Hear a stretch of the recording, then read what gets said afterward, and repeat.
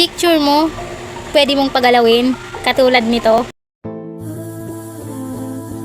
Kung gusto mo ng ganyan at interesado kang malaman kung paano ko yan ginawa, panoorin mo tong video na to ng buo. Tara, turuan kita. Ang una mong gagawin ay pumunta ka sa Google Chrome, then search mo yung Gemini Flow AI. Then i-click mo yung Google Labs. Pagdating dito guys, pindutin mo yung Create with Flow.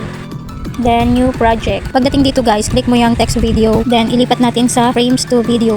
Click mo yung plus sign sa gilid. Then upload the picture. Dapat guys, yung pipiliin mong picture yung galing sa Gemini AI na inedit mo. Yan, ito na pala guys yung ating napili. Then pagdating dito guys, tingnan natin yung i-adjust natin ng konti. Then dapat naka-portrait po siya, hindi naka-landscape. Then pag okay na, pindutin natin yung crop and save.